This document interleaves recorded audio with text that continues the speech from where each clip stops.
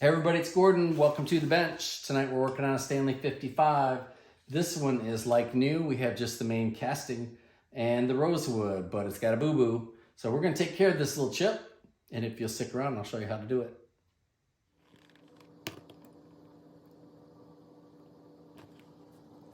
Okay, so let's take a close look before we get started with our project.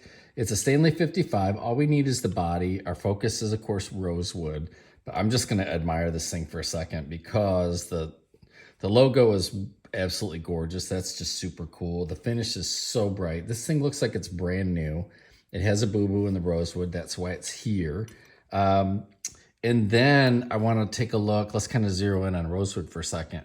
In the light, I don't know if you can see this, but you can literally see the brush stroke as if someone took a swipe at it.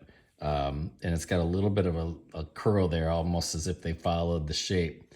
I love that. I can see some hazing. There's some cracking going on in the original finish. That's also cool. And that's kind of giving us that authentic and vintage look. If we flip it over in the right light, you're getting the same brush stroke. So they must have been doing something there with regards to a little bit of run going on here too. So clearly they're not spraying this thing, but how is this attached? If we look real quick, no pins on this side, 2 pins on this side, meaning they're drilled. It goes through the casting and into the other side of the rosewood. So to repair this, I wouldn't even dream of taking that off of there. There's no reason to. Our damage is an impact. If I can get your focus there, we're looking at impact, which is way up here on the very tip. So this should be a fairly straightforward repair. And what we're going to do is, of course, this is not going to be table saw work, so it's all handwork. We're going to cut a perfect right angle. We're going to take that out, and then we're going to match the grain, because the grain orientation, and it takes a certain angle of light to see it, but the grain orientation is actually almost at a 45. If this were sitting on the table, the grain is headed down. So stand this up like if, like it were really a tote, and then we can see the grain. It's a rich cordovan amberish color, which is perfect. Very dark, even on the inside, which is fine. So we're gonna do some handwork here, notch that out, put it back in, match the same grain direction. And there's also some bruising right up here. This side is pristine. There's absolutely not a mark on it. This side I think should match. So I'm already making decisions, but we'll get authorization before we go.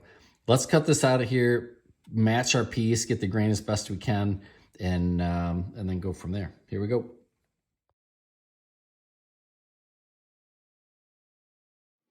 So this was epoxied and cured. And what you're seeing is a piece of a vintage Stanley tote, rosewood colored match, that deep kind of a burgundy. The finish, even on the outside, was kind of used as I reflect on this too. Matched the grain, epoxied it in. Now we've got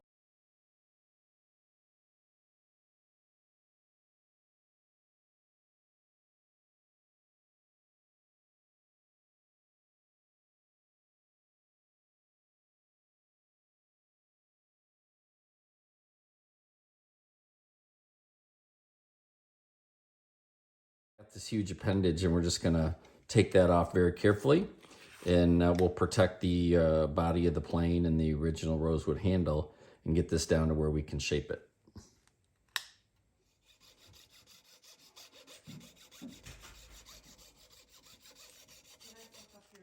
No, I'm not. You're good. You bunny rabbit.